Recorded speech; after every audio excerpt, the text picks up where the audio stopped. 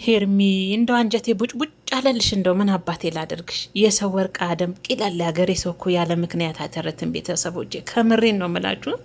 ይሄ ሩታንያት እስቲ ቀብረር ጀነን ብላ እኮ ዱብ አለችልሽና መሀል ላይ እስቲ ወደዚሁኝ ብላ ጠጋ አድርጋሽ ወደ ገዛ ንብረቷ ጋር ጠጋ ብላ ቆመቻ። ሩታዬ እንዴት ቀብረር እንዳለቻ አየሽ አይደለ? የራስ ንብረት እንዴት ያንቀባርራል እናንተ። የሰው ግን እንዴት እንደሚያለማመጥ ራሱ በሄርሜላዬ እኮ ሄርሜላዬ፣ እኔማ አንጀቴ ቡጭ አለልሽ። ግን ምን አባቴ ላደርግ? እንደው ነጥቀን አንሰጥሽ። የሰው ንብረት ነው። የምሬን ነው።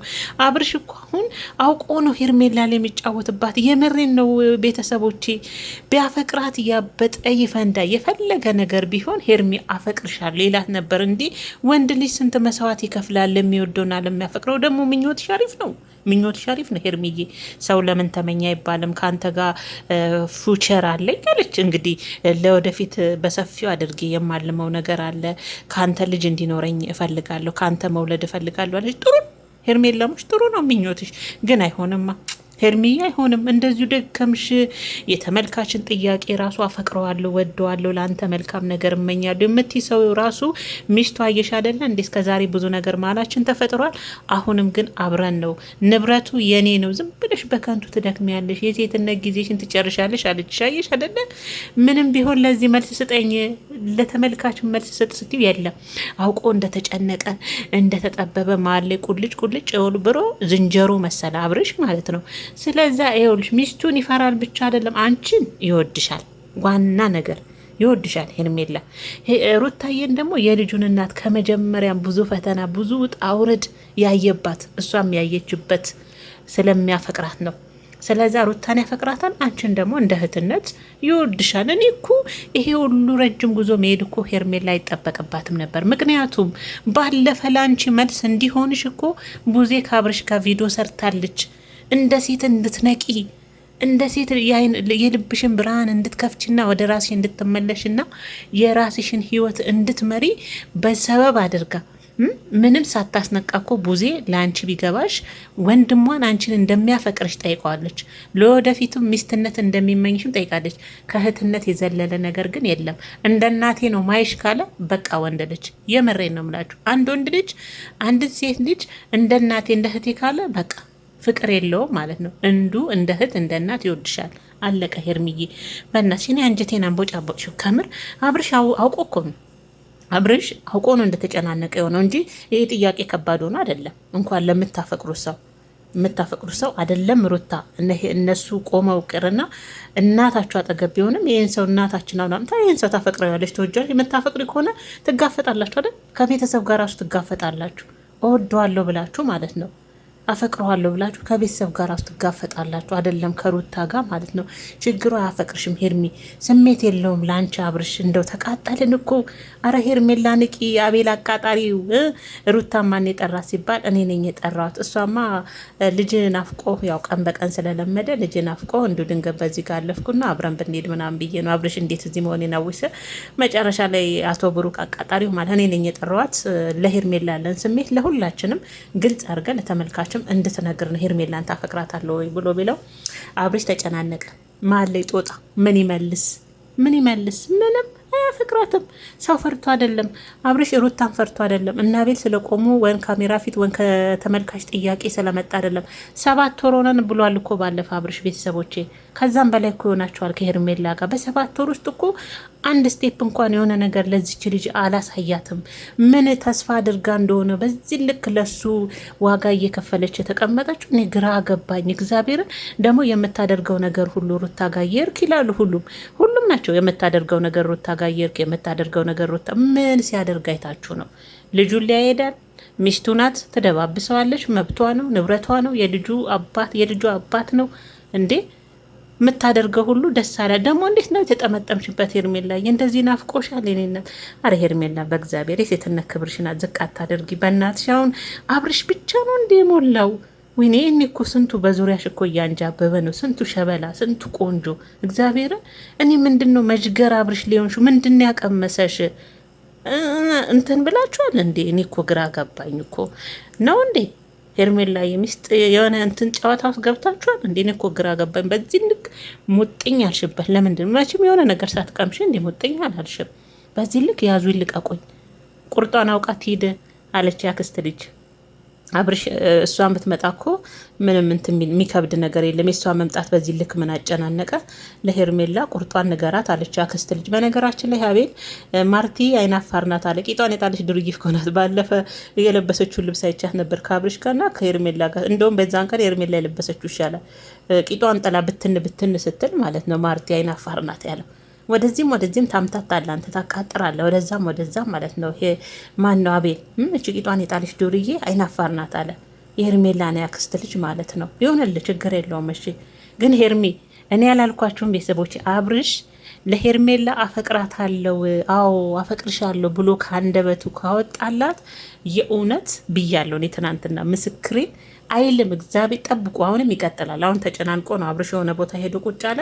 አብርሽ ምን እያሰብክ ነው? የፈለገ ነገር ይሁን ግለጽላት ይለዋል አቤል አቃጣሪው ማለት ነው። አይገልጽላትም። የሌለውን ኬት አምጥቶ ይገልጽላታል? እስቲ እኔ ነገ ቀጥላ እስቲ እኔ አብርሽ አፈቅርሻለሁ በላትና ለዚህ ልጅ ኮንፊደንስ የሚኖረኝ የእውነት ሰው አለኝ ብዬ ቁጭ እንዳደረግ ነገሮችን እንጋፈጥ አድርገኝ እያለች ነው። አድርጋታ አብርሽ አፈቅርሻለሁ በላት አለብካለ። ሩታ ምን አስፈራ? ሩታ እኮ ሄርሜላን አፈቅራታለሁ ብትል ልጅን አትከለከለ። ምንም ችግር የለም። መስሏችሁ ከሆነ ሩታ ሄርሜላን አፈቅራታለሁ ቢል ሩታ ልጁን አታሳየውም ብላችሁ ምክንያት የምትፈልጉ ሰዎች ካላችሁ ስህተት ነው። ምክንያቱም ሄርሜላን አፈቅራለሁ ብሎ ከሄርሜላ ጋር የፍቅር ግንኙነት ቢጀምር ልጁን እንደ አባት ያሳድጋል፣ ይረዳል፣ ይንከባከባል፣ ያያል፣ ይስማል፣ ይወጣል። ምንም ችግር የለም ሩታ ጋር።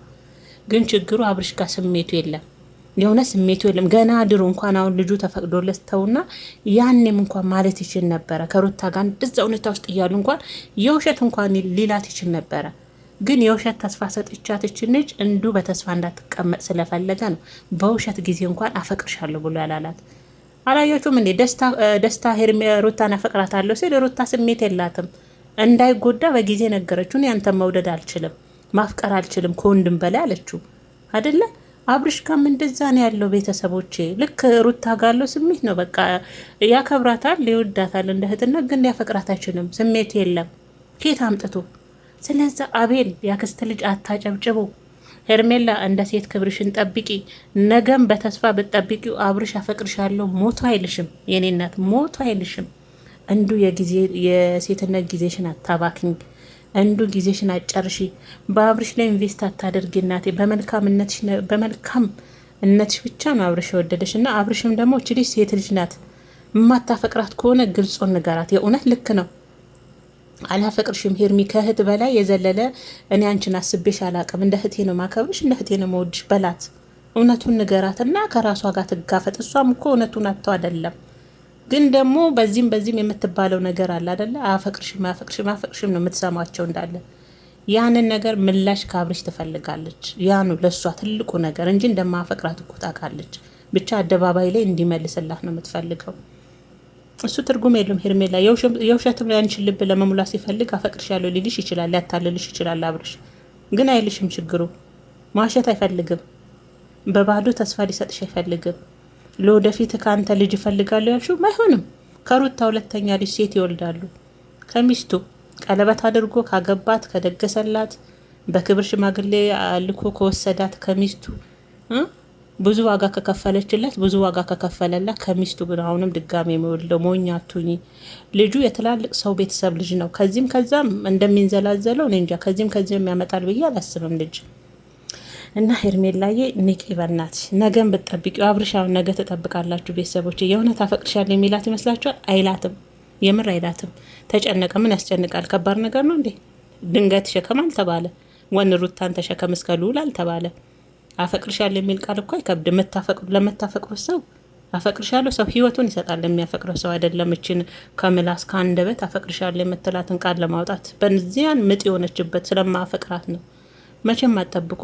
አትገፋፏት። ኮሜንቶች እግዚአብሔርን አትገፋፏት። አፈቅራትም ትጎዳለች እች ልጅ መጨረሻ እና መሄድም ከፈለሽ ሄርሚዬ ባይ ባይ ብለዋል ቅመሞች። መልካም ጉዞ። የምር ሂጂ ተንፈስ ብላይ ዘና ብለሽ ነይ።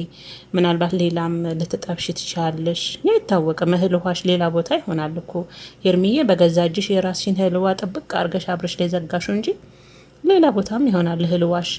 ደግሞ ባለትዳር ላይ እንደዚህ ሙጥኝ ማለት አሬት አባቱ ቢያመኝም እኔ ጌታን እርግፍ አድርጌ ነው ምትሆ ለእኔ እንደማይሆነኝ ካወቅኩኝ ሲጀመር ለሩታ ያልሆነ ሰው ለእኔ ሆነኛል ብዬ ራሱ ማሰቤ ስህተት ነው በጊዜው። ሄርሚዬ እባክሽ ዓይንሽን ግለጪ። ሲጀመር ቢሆን ራሱ ለዛችኛዋ ሴት ያልሆነ ወንድ ለእኔ ሆነኛል ብሎ አስቦ መድከም ራሱ ትልቅ ስህተት ነው፣ ትልቅ ስህተት ነው። አንቺ ትልቅ ስህተትሽ ያኔ ወደ አብርሽ ህይወት መምጣትሽ፣ ከዛ በጥቅማ ጥቅም በሆኑ ነገሮች የኔ ይሆናል ብለሽ ማሰርሽ፣ ይሄ እሉንታና ፍቅርን መለየት አልቻልሽም።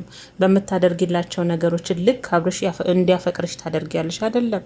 የሚያፈቅርሽ ከሆነ ከአንቺ ምንም ነገር አይፈልግም፣ ምንም እንድታደርጊለት አይፈልግም። ፍቅር በነፃ ነው።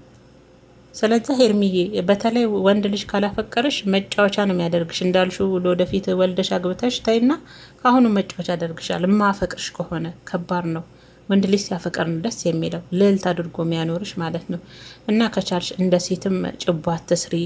ልጁን ከእናቱ ከሚስቱ ጋር ያሳድግ ከቻልሽ። ነገ አንቺም ትወልጃለሽ። ብዙ ጊዜ ደጋግመን ብለነዋል። ሰው የዘራውን ነው የሚያጭደው፣ ቢዘገይም ማለት ነው። ቢዘገይም የዘራሹን ታጭጃለሽ፣ ወልደሽ ታይዋለሽ። ስለዛ ለነገ ህይወትሽ እንዲስተካከል ከፈለሽ ዛሬውኑ የሰው ህይወት አትበጥብጪ። የእውነት የሰው ትዳር እና ወደ እኔ ብሎ በግድ መጎተትም ልክ አይደለም። ከአንቺ ከመሰለሽ ቆንጆም አይጠበቅም፣ ልክም አይደለም። ሄርሜላ ወደ ቀልብሽ ተመለሽ እና ምርጦችዬ፣ ነገ ምን ጠብቅ? ኧረ እኔማ እስከ መጨረሻው እኮ በእናታችሁ በጉጉት ጠበቅኩ። ጌታ እማማ ዝናሽ ያሉት ለካ እውነት ነው። እግዚአብሔር አብርሽ በዚህ ልክ መርዶ የተነገረ እስከሚመስለው ራሱን ይዞ ምናምን ሲፎግር ጌታን ሲፎግር እንዲህ የምትወዱትና የምታፈቅሩትን ሰው እኔ ለምን ሺህ ሰው አይደረደርም? ግጥም አድርጌ ነው አፈቅራለሁ ምለው። ምን እና ላስጨንቃት ምጥ ነው እንዴ? ሩታም እንደሱ አልተጨነቀችም በምጧ ጊዜ ማለት ነው። እና ሄርሜላ ግን ያው መንቃት አልቻለችም። አሁንም መደባበስ ማልቀስ ነው። ወይኔ ሴት መሆን ፈርጃ ነው፣ ሴት መሆን መከራ ነው። ጌታን ነው የምላችሁ። እና ሄርሜዬ ለትንሽ ጊዜ ስሜቱ ከባድ ነው አውቀዋለሁ። ያማል፣ ህመሙ ከባድ ነው እንደ ሴት ማለት ነው። ግን ቢሆንም ለትንሽ ጊዜ ነው። አንቺ ጠንካራና ጀግና ሴት ከሆንሽ ወደ ራስሽ መመለስ ትችላለሽ።